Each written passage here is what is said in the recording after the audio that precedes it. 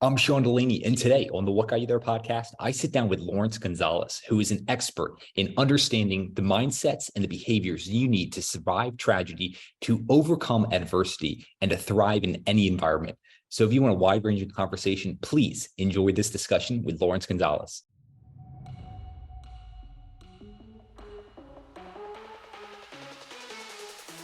What Got You There is a podcast for high achievers looking to learn from the most successful people of all time what their strategies, lessons, and routines are that made them successful. Now it's your journey, so it's time to learn what's going to get you there.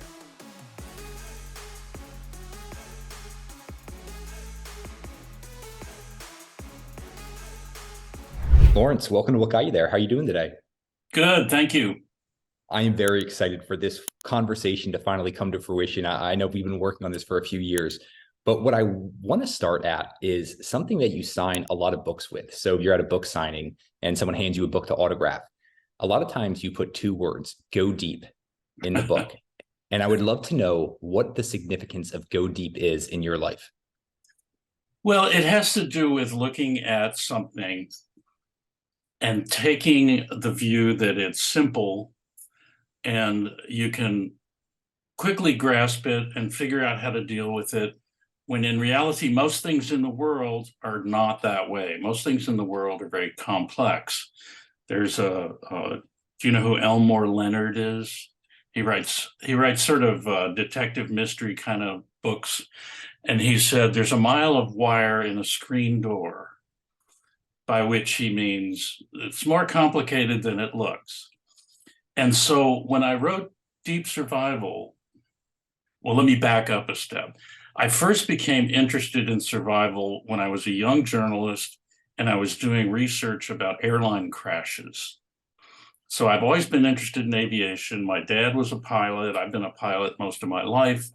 And as a young journalist, I would see these airline crashes and I would think, wait a minute, this doesn't make much sense. These guys are really well trained. Many of them are ex-military. They've got tons of hours.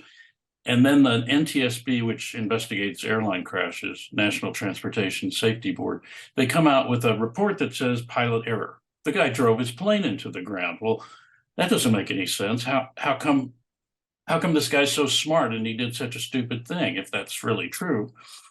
And so I would ask them, well, you know, this guy's got 30,000 hours. He's got a master's in engineering. He had 30 years in the military, and now he drives his plane into the ground.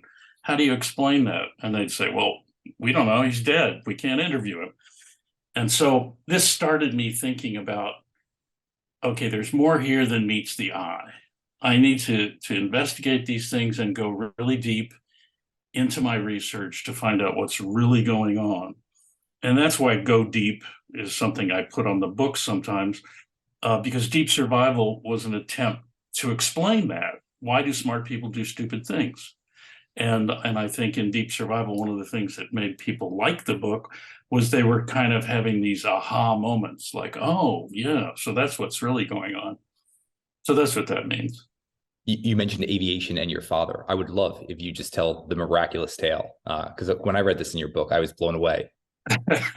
Yeah, well, when I was a little kid, you know, you find out your dad was in the war and you say, well, what did you do in the war, Dad? He was a B-17 bomber pilot with the 8th Air Force near the end of the war.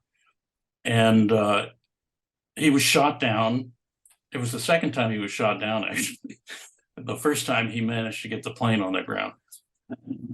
The second time he was shot down, they blew his left wing off. And he was at 27,000 feet.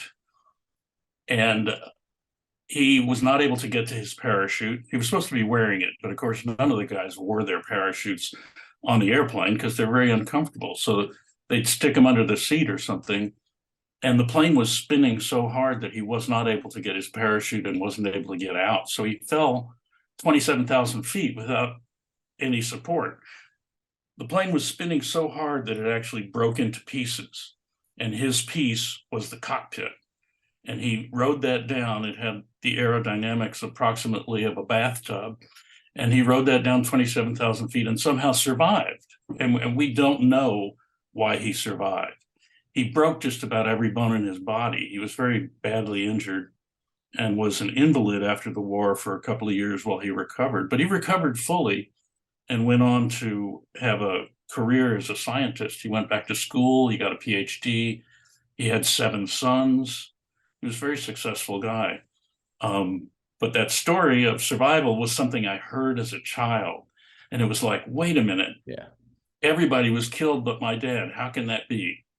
What makes people survive? Well, as I say, I don't think we know what made him survive, but it started my interest in the idea of survival. We're going to get into survival, but I would love to know, did your father, being able to recover from something like that, did he have a certain approach to life that you've just admired over the years? Yes. Yes. The first part of his approach to life was, it's a big joke. Everything's funny. He was a clown of a good sort. He was a very smart guy, but he was also extravagantly entertaining. And his buddies in the military over there in England, when they were flying these missions, sort of looked to him for entertainment. And literally, one of his buddies who flew with him was a cartoonist for Disney. And he went to war and then came back and continued to work for Disney. And he drew a cartoon of my dad, which is like a figure from the vaudeville with a hat and a cane doing a dance. And it was this cartoon of my dad. And that's how he was. He would come in from work at the laboratory at the medical school where he worked, and he'd come in the front door and grab a cane from the umbrella stand and start doing like a soft shoe dance across the house to entertain us. His attitude, I think, well, it was even before he was shot down, this was his attitude, but that life is just a party. And he was also a very serious scientist. So he was a deep guy, and I learned that from him. What is your approach? What underlying philosophy do you feel you embody most? I think it's from him. I'm not as much of a clown, I don't think, as him, although I like to joke around, certainly.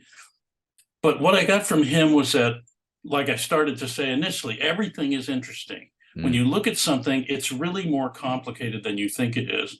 And if you look closely enough, everything's interesting at some level. And if it's not, if you find that you're just bored by something or draw a blank, you're not looking closely enough.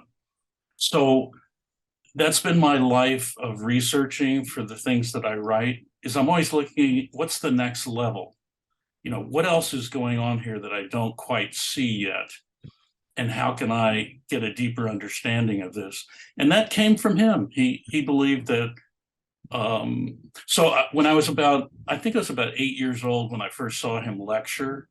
He did a big lecture course on histology at the medical school. There's like 300 students because it's a required course. And so I come in, he lets me come to class one day, and I come in and sit down, and he gets up on the lectern and starts his lecture by saying, fellow students.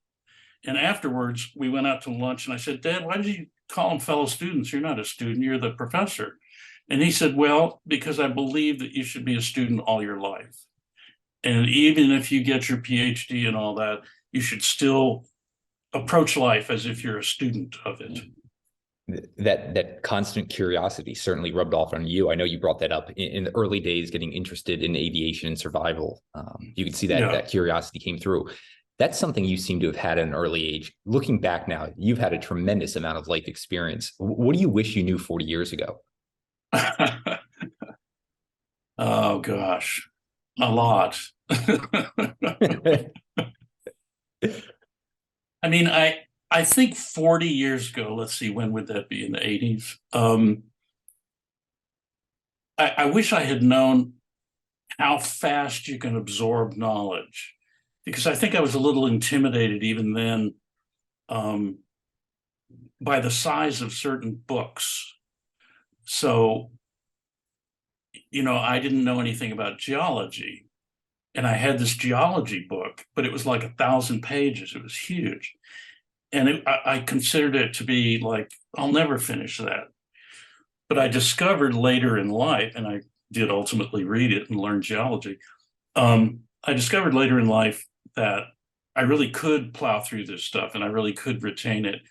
And I think I wish I had known that earlier, because for this book that I just finished, I had to read the equivalent of, getting a PhD, that much stuff to do the research for it. And it went very well. It just took a while. So I think I was just much more impatient when I was young. Just to someone listening to this, I mean, I'm sure their ears perked up. They can absorb knowledge and learn and retain it at a greater rate. What do you do that helps with that? Well, I read all the time. I mean, my wife makes fun of me because I have to I have to read so much to know what I'm talking about, that I literally read all the time. Hmm. And How do you read? It's making me think of the great Emerson line. He reads like a hawk hunting prey. How do you approach your reading? well, so I have a son who's 20 years old and he's in college now. We were talking about all the reading he had to do. And I said, most people who don't know how to write will write according to a formula. And the formula goes like this: I'm going to tell you what I'm going to tell you, then I'm going to tell it to you, and then I'm going to tell you what I've told you. And so I said, if you read the introduction and the conclusion first, you'll have a pretty good idea of what's in the middle. And then you can kind of pick and choose in the middle by, you know, the way people were taught in school to write, which is not a very interesting way to write, is you have to, state your thesis in the first sentence of each paragraph. So you can literally read the first sentence of a paragraph and kind of get an idea. So if I'm reading, a lot of the work that I have to read is scientific work, and it's badly written. And so it follows this pattern that I'm talking about. And so a lot of times I can go through and read the first paragraph of a chapter and know what's there. Then if something is well written, I'm lucky and I just read the whole thing because it's enjoyable. Yeah. We're going to dive back into your research, your writing process a bit later, but I want to dive back into survival, because something you just said a second ago, you said there's patterns to this learning, to your reading. And it makes me think, earlier you were saying you got really interested in why smart people do stupid things. You said why smart people, not stupid people, why smart people do stupid things. And so I'm wondering, all these accidents, are there certain patterns to these accidents? Yes, there are. Excuse me. So usually these accidents begin with some kind of misperception, that you're not really seeing things the way they are.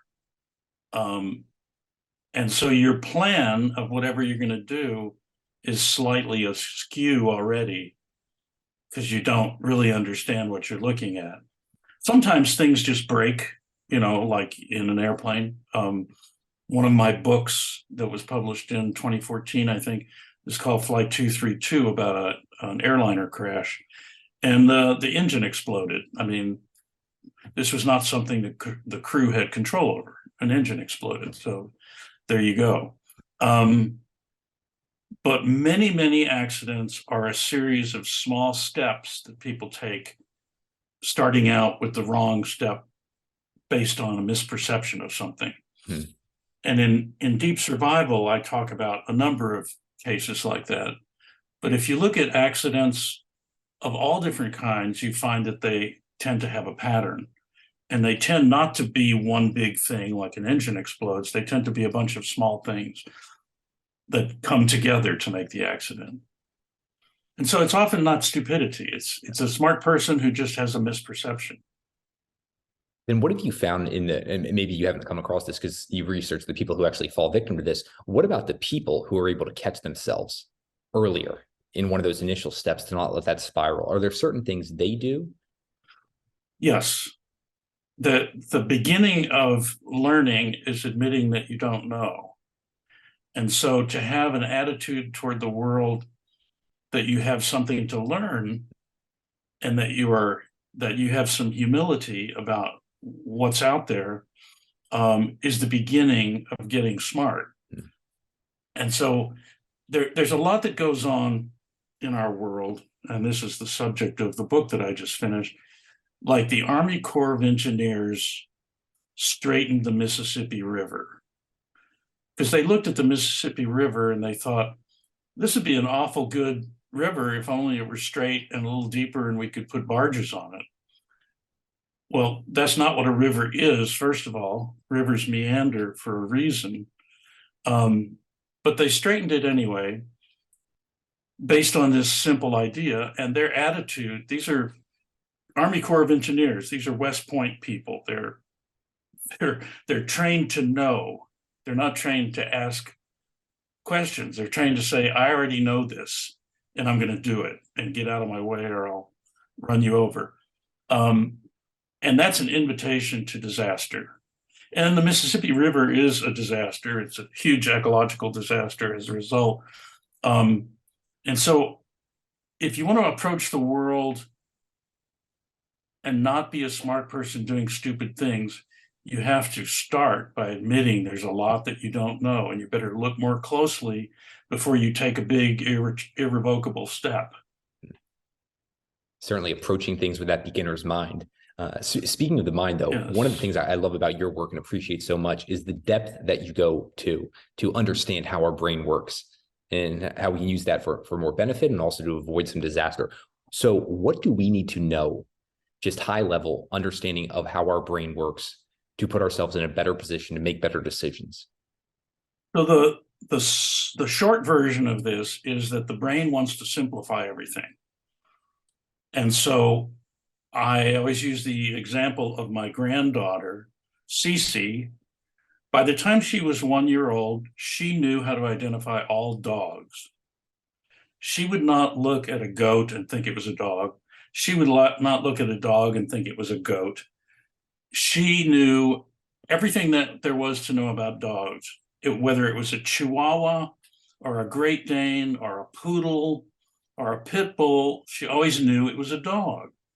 And the reason that she did that, was able to do that at such an early age, is because of an area of the brain called the hippocampus. And the hippocampus is something that does this. It takes a little tiny piece of information and it gives you back the whole thing. So, for example, in ancient times, let's say you were going through the forest and you saw a stripe hidden by some bushes, and you identified that it was a tiger and you ran away. This is a good thing for survival.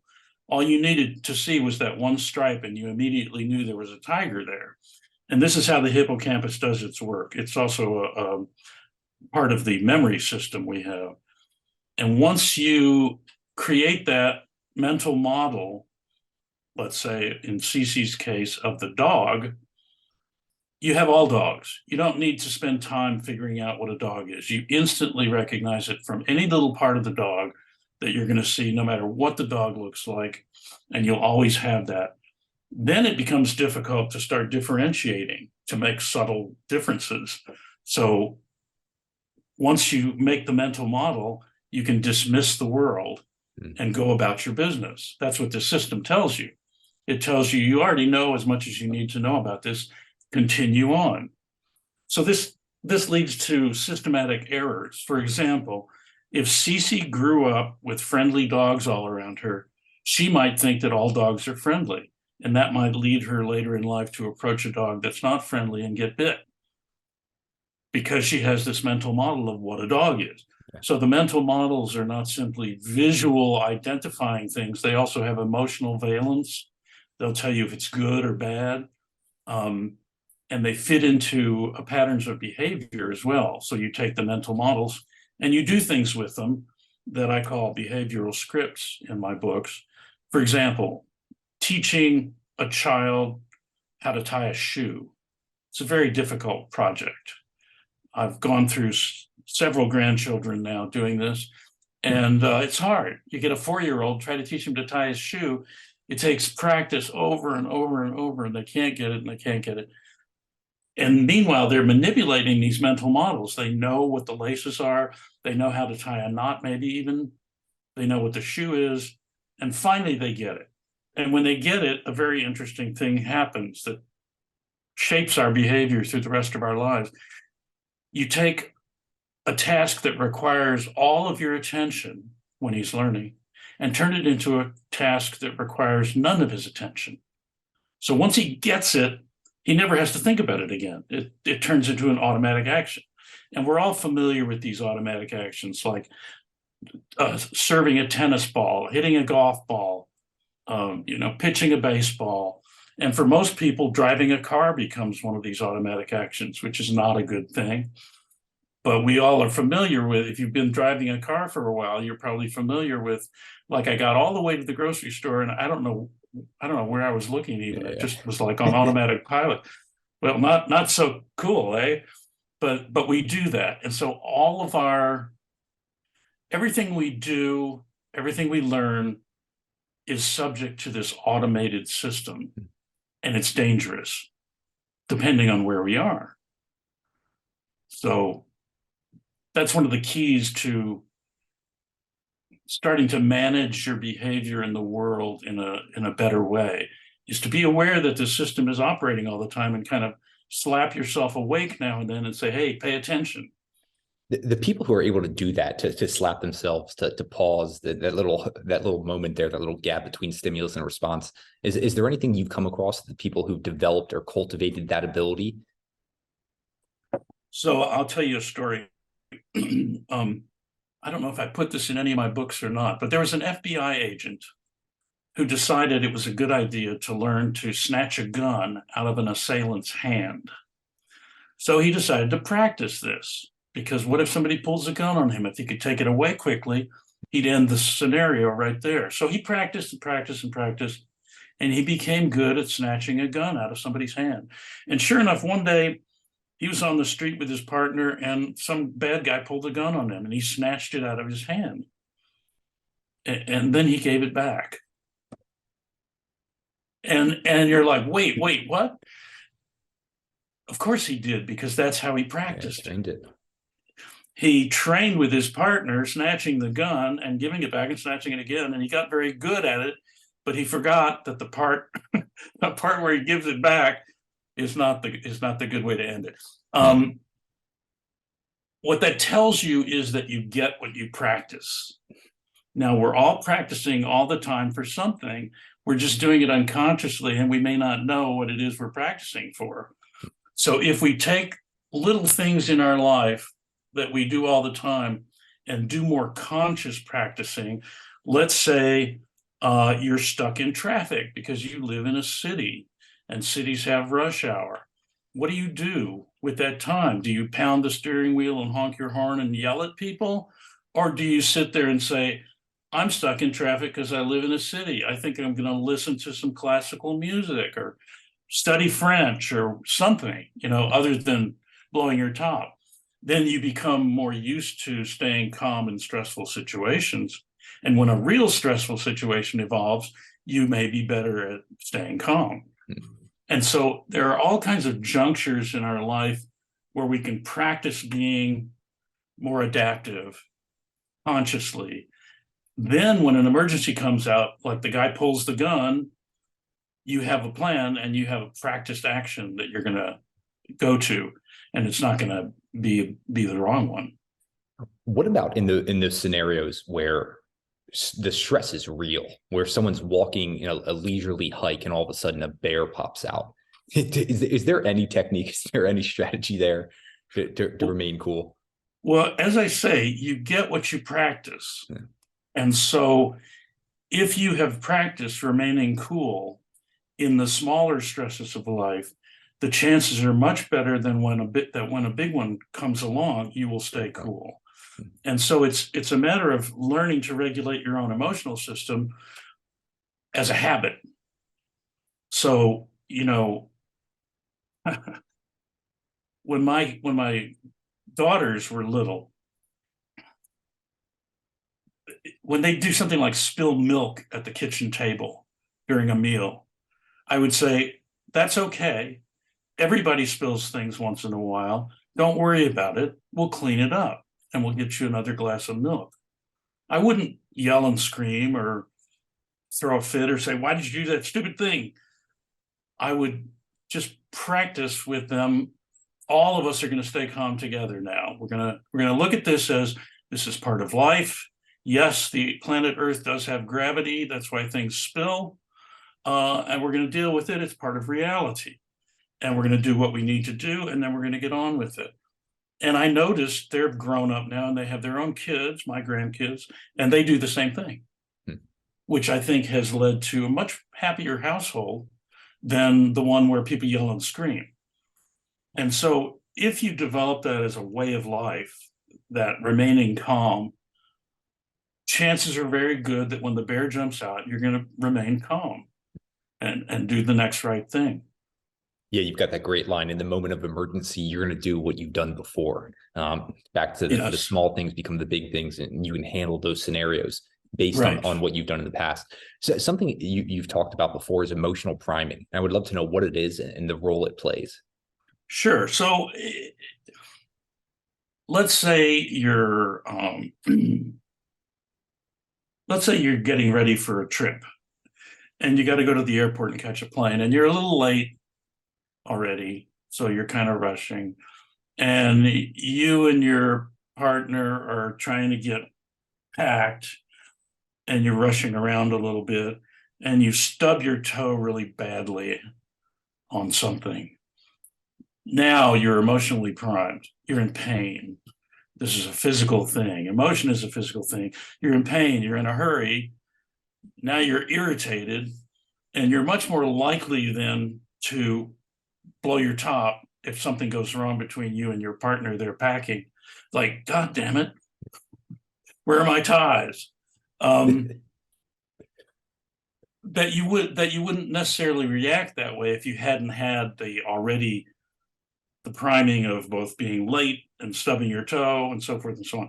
So anytime you add an emotional level to something, you make the next emotional level more likely.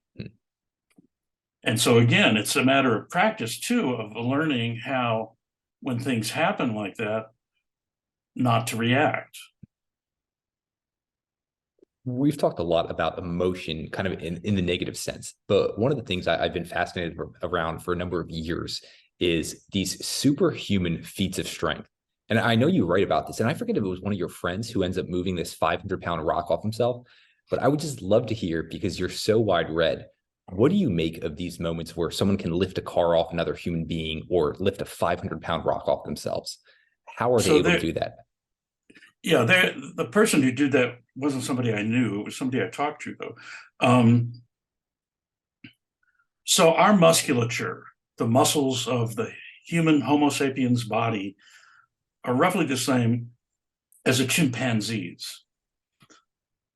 Little size difference, a few tweaks here and there, but it's roughly the same musculature.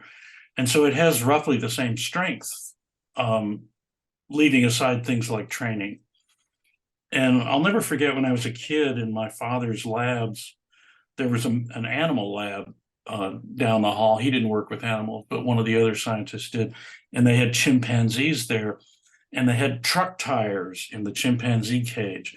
And I saw this chimpanzee pick up a truck tire, like from a semi, and go like this, just for fun, squeezing it till it collapsed. And I thought, whoa, that's a pretty strong animal there. Well, we have the same musculature as that guy, but we also have something that chimpanzees don't have, which is called the neocortex, a part of the brain that does the systematic thinking, step-by-step stuff that we do. I call it the IKEA brain, because if you go to IKEA and buy a piece of furniture, you have to follow these instructions to put it together. And it's like step by step. If you follow the instructions, you get a piece of furniture out of it. And a chimpanzee could never do that. We're the only animals that can do that. But that's the way the neocortex works. It's this kind of systematic, stepwise part of the brain that does planning and logic. And it does one other thing too, which is it puts the brakes on the emotional system and the body's strength. So it is the restraint that keeps us from being strong. So if you went out, I said, now I want you to go out to the parking lot and lift your car up, you wouldn't be able to do it. But in fact, I know a woman who is actually an in-law of mine, who lifted the car off her father after an accident. She is this frail little 95-pound woman who has always been frail and 95 pounds. This was in her younger days, but her dad was driving and rolled the car. They went into a ditch and the car was on him, and she picked it up. It was an old-fashioned Oldsmobile from the 1960s or something. So it had to have been 3,000 pounds I anyway. think it was a boat. And yeah, it was one of those old boat type cars. So what happens is the sudden emotion turns off the neocortex. It like throws the switch and releases the strength that you innately have, but you can't get to it because there's this off switch in the neocortex. And that's why that happens, and that's how that happens. I'm so fascinated by all of this, so many of the stories you bring up, but you've uncovered just hundreds and hundreds of stories throughout all your years. Is there one that sticks in your mind as just most miraculous, or one that just still blows your mind? Oh, I think it's my dad. Yeah. 27,000 feet. Yeah. I mean, I still think about that to this day. But I mean, all of these stories individually, the stories like in Deep Survival, where what's his name, Steve Callahan, is adrift for 76 days, I believe it was. You know, that's really an amazing story, and I give Steve credit for writing his book because that's where I stole the story from. But you know, as he did each day like it was sacred. Like he was in a little crappy raft that they give you when you go to a survival store. They really is not meant for what he did with it. It's not meant to last 76 days. And the raft was falling apart around him, and he was constantly mending it. And he would tell himself, don't hurry, make it right. You have to do it right this time or you're going to die. So just take your time, be very calm, and do it right. And he had this kind of mantra of approaching his days like they were sacred tasks. And it got him through all the way through 76 days of this drifting. And in a way, I think we all could benefit from a little of that, that to live our lives a little bit more mindfully and realize that we are here on a contingent basis. We don't have a contract with God that says you get to live to be 90 years old, so take it easy. You know, at any time, we do these crazy things like driving on highways. You know, if you invented the automobile today, it would be illegal. Imagine it, going to a government body and saying, I have a great idea for an invention. It'll pollute the world, use up all the oil, and kill only 32,000 people a year in accidents. What do you think? And they'd be like, are you nuts? Nobody would do that. So we live in this world where there are all kinds of possibilities around us for failure or death even. And yet we live as if there's no tomorrow. And Steve Callahan, certainly for that 76 days that he was adrift, lived each day knowing that he had to do things right to get to the next day. And you know, you can't be paranoid all day long, but you can certainly take a little more time to think, how am I doing? You know, how am I doing in this little raft that I'm afloat on through my life? Yeah, I think it was the actor Michael Loudon said, he said, I wish I knew every day I was one day closer to my death, I would have lived a little differently. It makes me think about focusing on some of those things you were just alluding to. Well, one of the things that I was really intrigued by in a lot of your work and the writing, some of these stories, is the little tricks, I'm going to use the word tricks, of what these people did with their brains. I think you mentioned one person who might have been lost in the woods, and they would count every 100 steps and dedicate each step to a new person. And I'm just wondering about the importance of kind of these little mental tricks you can play during moments like this that can be really helpful. Yes. Well, going back to the brain for a minute, there is a circuit in the brain that some neuroscientists call the rage circuit. Some of the neuroscientists don't like the idea of using the word circuit because it's not a computer, you know, but the rage pathway, let's say, through the brain, which goes through certain organs and certain areas of the brain.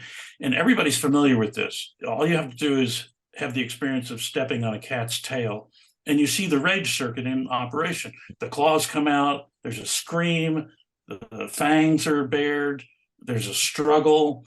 That's the rage circuit operating the way it's supposed to, which is to get you free of a predator. If a cat catches a mouse, the mouse is going to struggle and make a noise too. And so this is a natural part of all of our makeup. The trouble with it is that it's connected to memory. And again, there's survival value in that, to remember what is harmful. And you can wind up with things like PTSD as a result.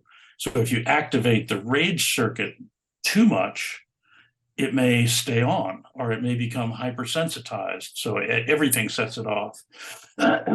There's another circuit that runs through parts of the rage circuit that they call the seeking circuit, or the seeking pathway. And you can see this in a cat's behavior too. When a cat is stalking prey, it gets down low to the ground, it becomes very quiet and methodical and goal-oriented and directed. And you can't have both these circuits working at once, because if you have the rage circuit going, you're going to scare the prey away. So you have to turn off the rage circuit, turn on the seeking circuit, and then you can get things done. Well, I tell you all this because this is in part what the guy doing the 100 moves was doing. He was turning on the seeking circuit. So the story is he was skiing, cross-country skiing in Grand Teton National Park, and he broke his leg. He took a bad turn and did a spiral fracture of his leg. So it was badly broken, and he couldn't walk, and he couldn't make a crutch out of anything that he had. So he had to figure out how to get himself out. And what he figured was he had to scoot along his bottom. And that's how he came to dedicating every 100 moves to something in his life that he loved and wanted to get back to. His wife, his dog, his guitar, anything to think about. Why do I want to get back to my life? These are the reasons. So he had given himself, first of all, a motivation that he could believe in, and secondly, a method of setting up that seeking circuit to turn on, because the seeking circuit responds to patterned, rhythmic, directed activities. You can't be having the rage circuit going off while you're stalking the bird. So things like knitting, for example. Knitting is a very common activity to turn on the seeking circuit. It makes you feel good. Or playing a musical instrument, or jogging, or whatever your favorite activity is. Yeah, it makes me think of going for a swim or another methodical type of workout that really puts me into this incredibly enjoyable, almost subconscious level thinking state. Yes, that I try to get to on certain days. But you mentioned the seeking. This has me think about what you brought up around fear. And you said it's not lack of fear that separates the elite performers from the rest of us. They're afraid too, but they're not overwhelmed by it. They manage their fear. They use it to focus on taking correct action. And it seems like that's really one of the key things. They're process oriented towards the future. They're literally moving forward with actual action. Is that one of the key things you found in these survivors? Yes. Almost everybody except sociopaths experiences fear, and it's kind of how you use it that matters. If you let it paralyze you, it descends into panic and you can't do anything. If you use it as a source of energy, and again, this requires you to practice this in your life, it can be very motivating to be afraid. I'm sure that the guy in Grand Teton National Park with the broken leg was afraid. He had 5 miles to go to get out, and was scooting on his bottom. And so, yes, learning to befriend fear and make it work for you is important. And it's not an easy thing to learn, but it can be learned.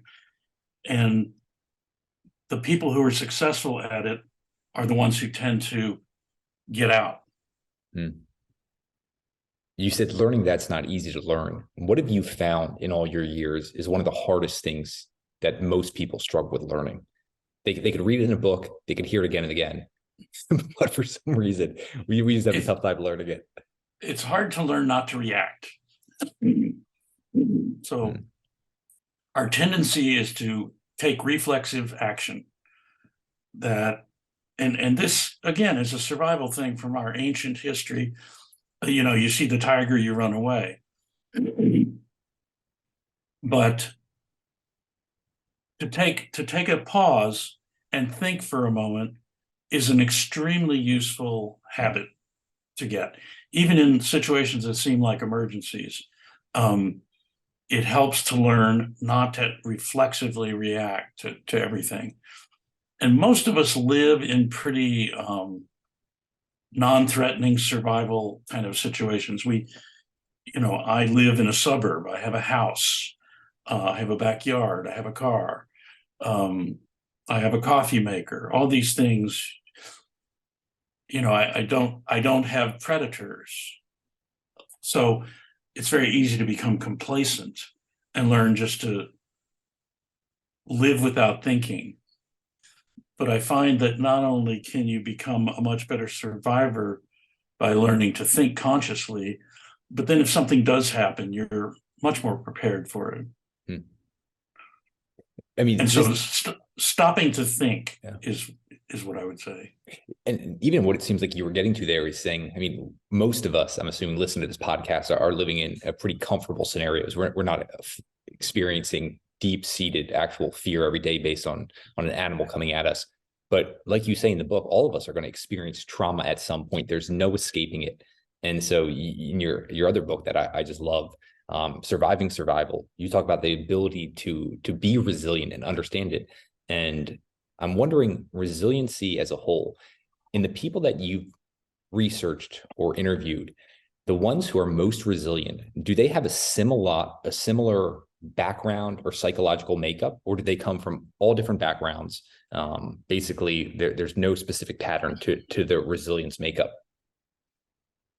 The backgrounds are so diverse that it's hard to characterize them. There are certain people who have had so much trauma in their life that it's hard to see them as resilient because they're suffering. And I think part of resilience is learning to experience joy again, or never to stop experiencing joy. But in Surviving Survival, I talk about the rage circuit and the seeking circuit that we've been talking to. And people who are resilient tend to be able to figure out something they want to do to turn on the seeking circuit. They tend to be able to find someone who's worse off than they are to help.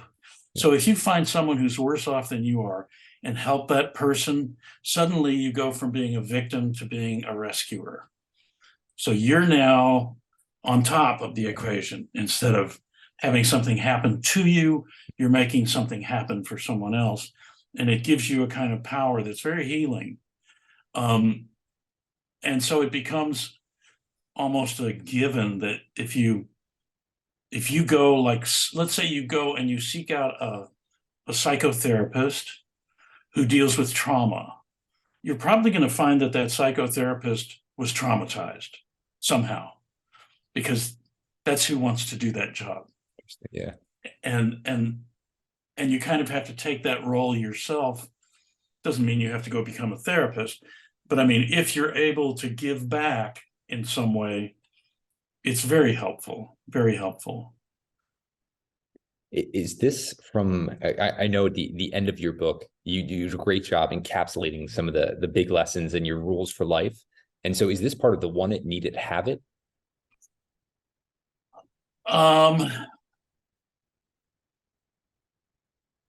Yes, I think so. I'm just trying to think. You want something, you're going towards it, you're forward motion, then you need it. So you're finding someone who needs this, what you can give them. Yeah. I'm just wondering if that's part of the process there. Yes, I think it is. I think it is. And you internalize what's going on, and it becomes part of you. Hmm. And that becomes part of the healing process that you undergo. And it's healing is maybe the wrong word, because so people who study memory are beginning to think that you remember everything that goes through your senses. You store it, but it's not necessarily conscious, but that it stays there in a permanent way. Hmm. And so forgetting isn't really forgetting. Forgetting is just putting something out of the realm of conscious thought. And it can be there, it can come back. And this has been demonstrated by people who've been held in prison camp in isolation and start to remember all kinds of things from when they were less than 3 years old. Usually parents will tell you, well, he's not going to remember this. He's only 2, he'll forget all that. Well, it's not really quite that way, it seems. It's just that certain things get pushed under the surface and they can come back. And so part of this healing process, if you want to use that word healing, is to create new memories that make you feel good or powerful, and that can help you through what you have to go through. Have you come across anything that age for children, that 3, 4, early 5s, around why it's that period specifically? I'm asking because I'm really interested in this. I have a 4-year-old son, and I've even noticed in the last year, he asks me again, like he forgets certain experiences where I feel like when he was 3 or late 2s, it was almost like his world was so small, he remembered everything. And I'm starting to realize that things that even happened 6 months ago, he doesn't fully remember. Where in the past that didn't seem to happen very much. I'm wondering, is there something about that brain at 4-ish? Are there changes happening, and that's why? And that's why there's usually memories that get pushed down that we don't remember past that age. So you're in an area that's very fascinating and that has not, unfortunately, been studied very much. There has been a long history of discounting what children are all about. And one of the big areas has been in memory. So little children, and this is starting before birth, have tremendous memory. They take in everything and they literally remember everything and can store a huge amount of information from a very early age onward. And something happens around that time, that 3 to 4 to 5, somewhere in there, something happens where a lot of memory falls into an unconscious realm. And it's believed now that it doesn't go away. It's just no longer accessible to your conscious mind. You, in effect, start to develop a new kind of memory, which could be called episodic, I think. It's like, do you remember that we had your birthday party last week? Yes, I do. Do you remember your birthday party last year? Yeah, I sort of do. Do you remember your birthday party when you were 2? Well, no, not really. Except you do. You do remember it. It's just not there for you to grab onto consciously. So it's a fascinating area of study that's not getting enough attention right now. But since I have been doing all this research for so many years, I've been able to experiment with it with my grandchildren and see how very powerful their minds and memories are from an extremely young age, that they just have a grip on things that adults don't usually give them credit for. And I would always encourage parents with young children to let them test their limits. I mean, so with my grandchildren, all of them, I have taught them from an early age about physics. Seems like a subject you wouldn't introduce till high school, right? But little kids can really understand physics. So if you take a 1-year-old and you say, here's a coin. If I drop it, which way will it go? Will it go up or will it go down? A 1-year-old can tell you that. Gravity, right? So any 1-year-old can learn that. Another thing they can learn is thermodynamics. All of my kids knew thermodynamics by the time they were 1.5. Why? Because they eat mac and cheese. You take the mac and cheese out of the pot and you mix the cheese stuff in and you put it in front of them and you say, it's hot. Be careful, it's hot. But in a minute, it'll be cool enough to eat. So just give it a minute. And why does it do that? Because of thermodynamics. And they can all say the word thermodynamics. They have no problem with that. And then the next time, a couple of days later, you serve mac and cheese again, and they'll say, is it hot? Yes, but don't worry, thermodynamics will take care of it. Well, this has me thinking what you were saying a minute ago around it. A lot of people are thinking now that we remember everything, this embodied memory. Are you familiar or do you remember the Tetris experiment? I know I've heard you talk about this or you've written about this. Do you know what I'm referring to here? The Tetris experiment? Oh yeah, Tetris. Sure. Yeah. Can you share this? Because I think this is such a clear picture of this. Yeah, so I'll preface it with another thing, though, before we talk about Tetris. Which is that a friend of mine, a scientist named Robert Sapolsky, who has written some wonderful books, among them Why Zebras Don't Get Ulcers, told me that his father, when he was old, suffered from dementia. He couldn't remember if he'd had breakfast this morning.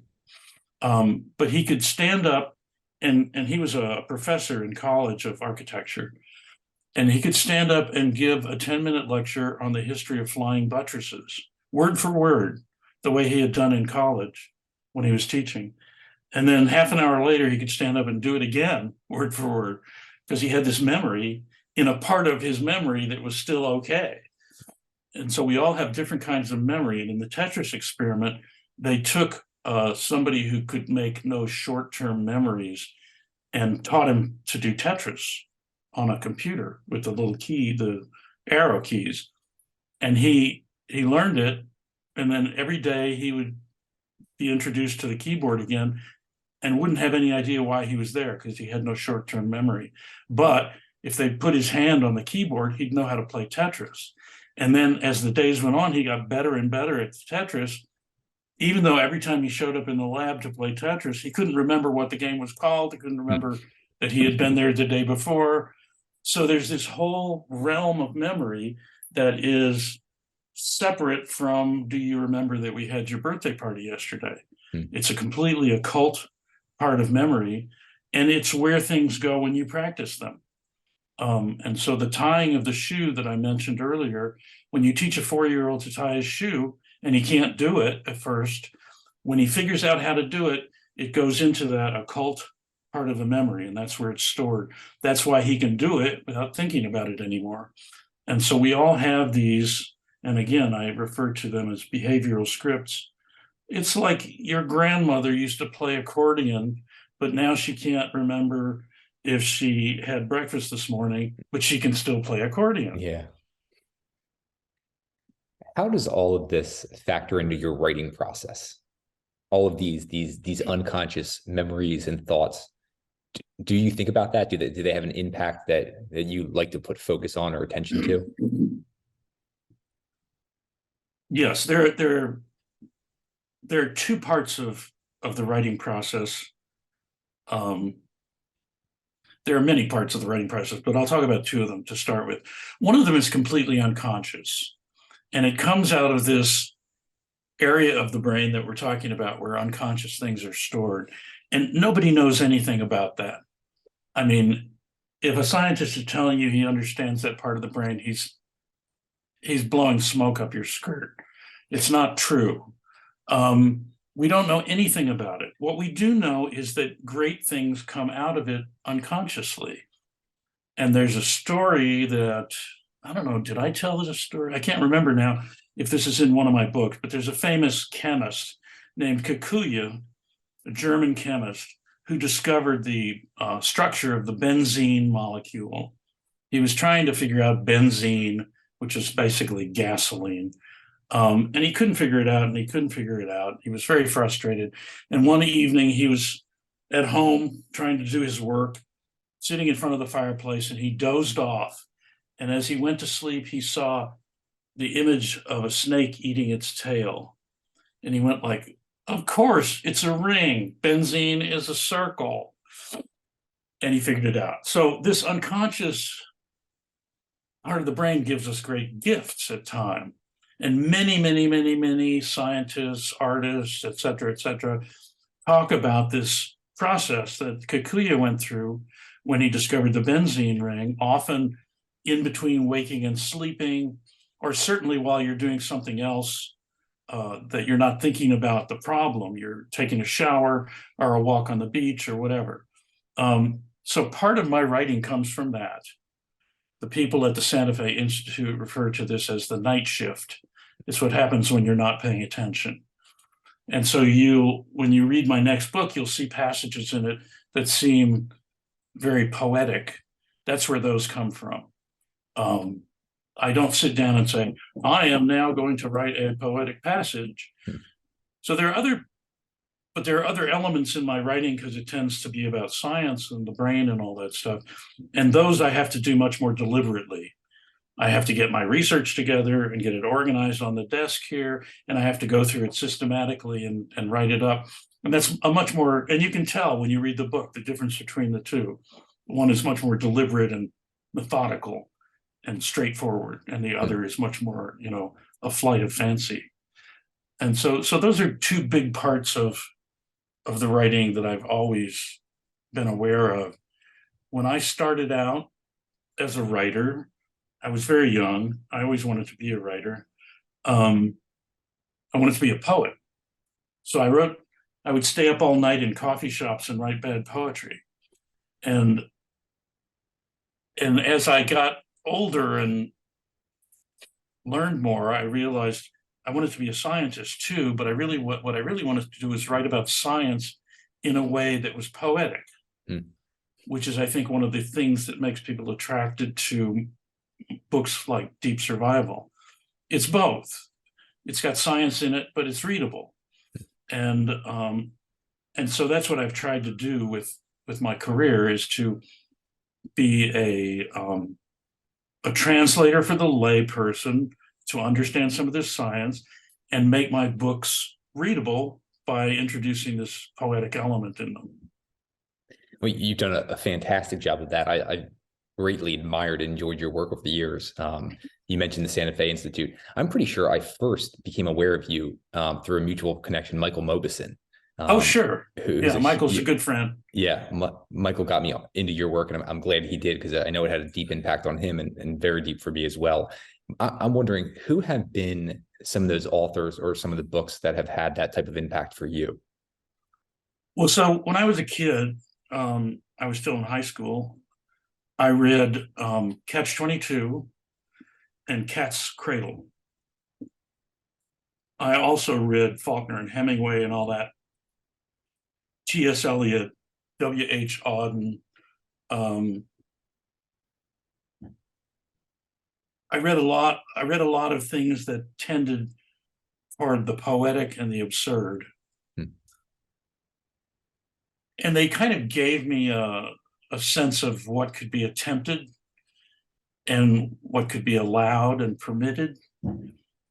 And but I tell this story, I don't know if this is in one of my books. I don't think this is in any of my books, but I learned a lot from my mother. So my mother was a very straight Catholic Irish German woman from St. Louis. Go to mass every Sunday,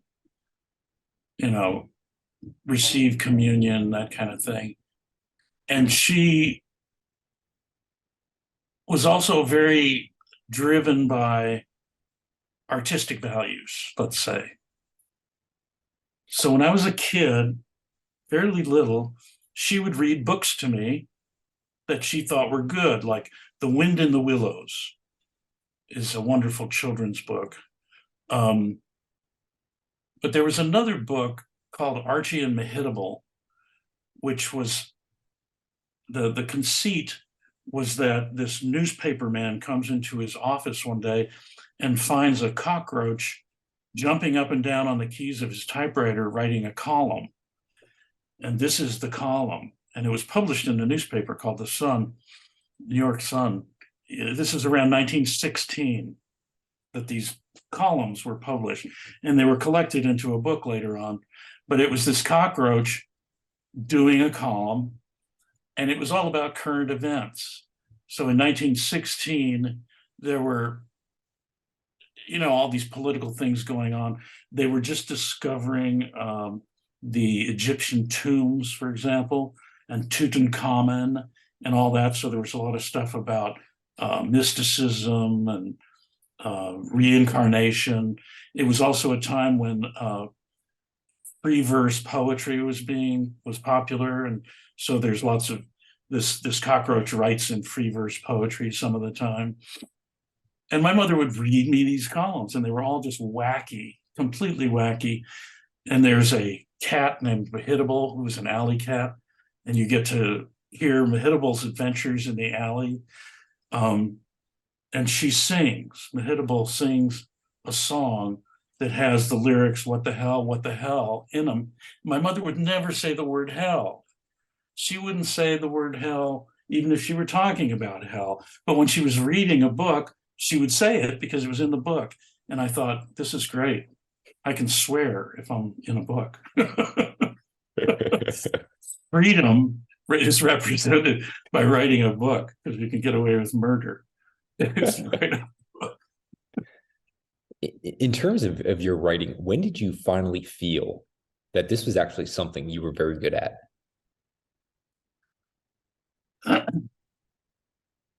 I can tell you exactly. So when I was brought up to be a scientist by my dad.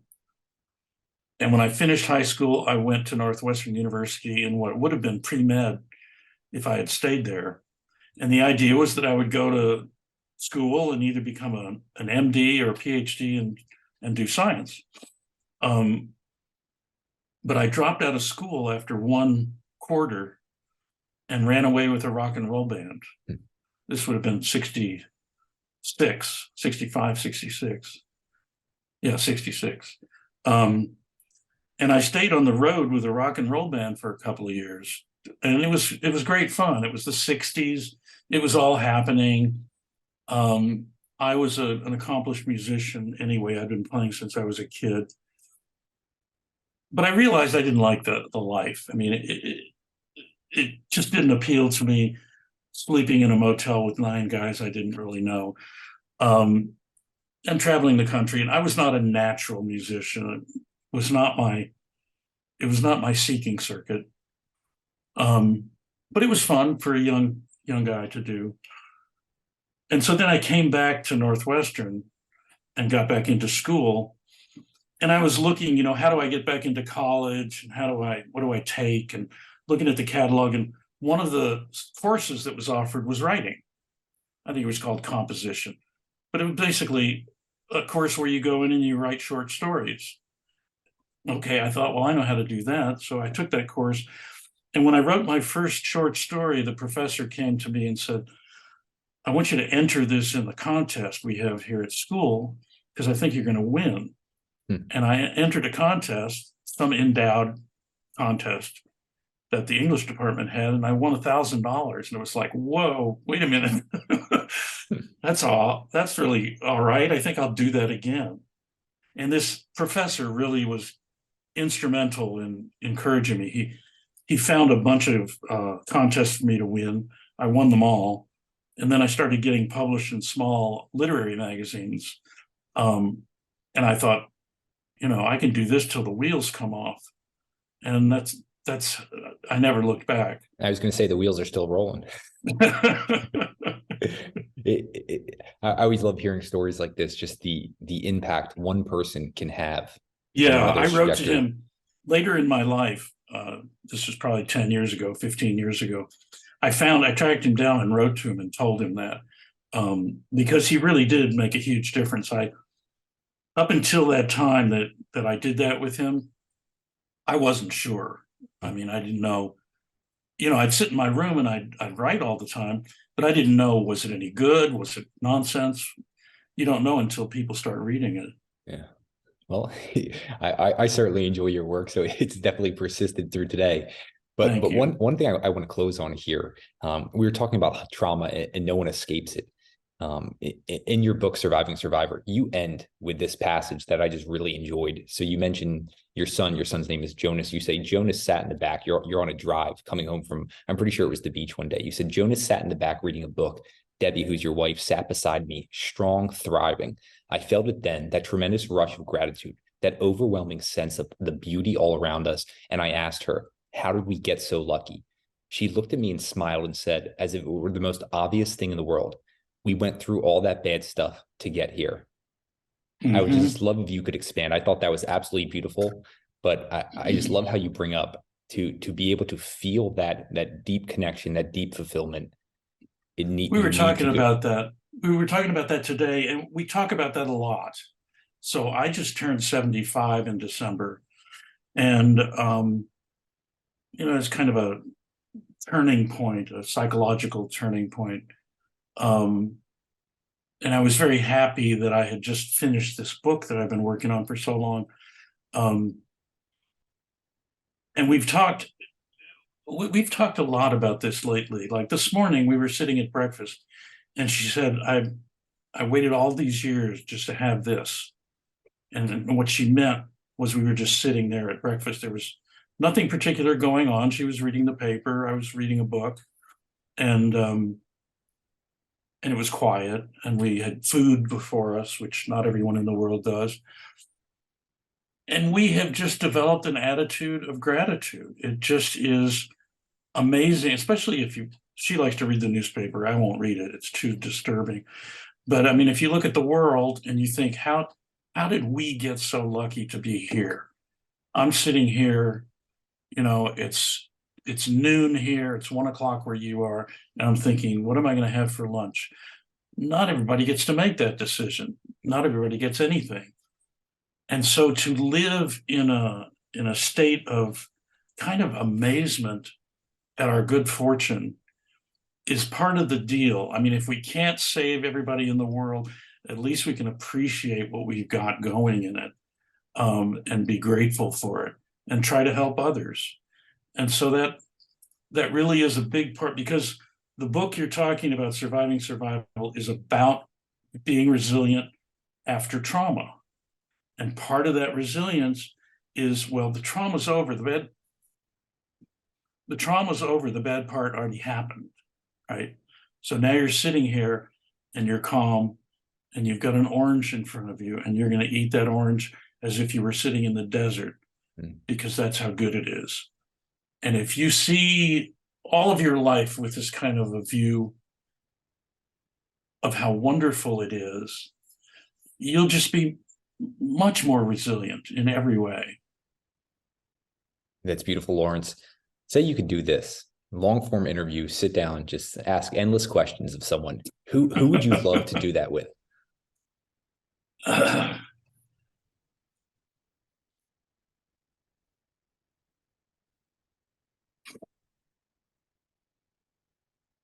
I'm thinking through 600 years of history. Epicurus. Why is that?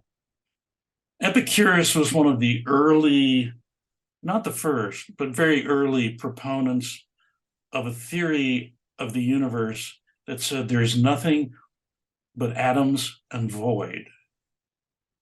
So he was one of the earliest data points we have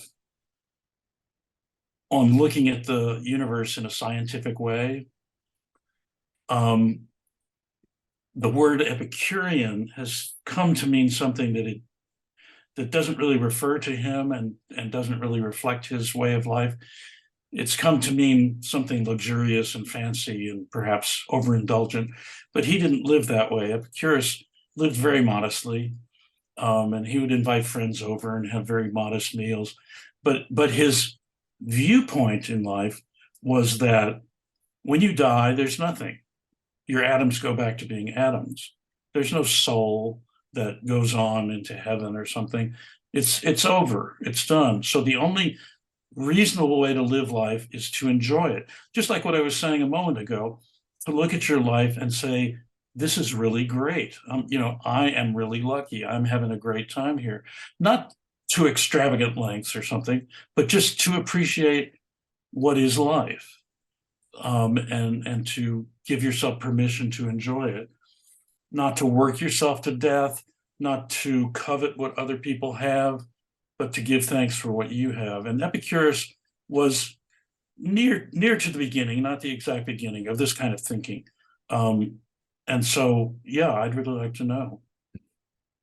Well, Laurence, speaking of appreciation, I appreciate you, your work, two of the books that had a massive impact on me. Your first, Deep Survival, Who Lives, Who Dies, and Why, and then your other one, Surviving Survival, The Art and Science of Resilience.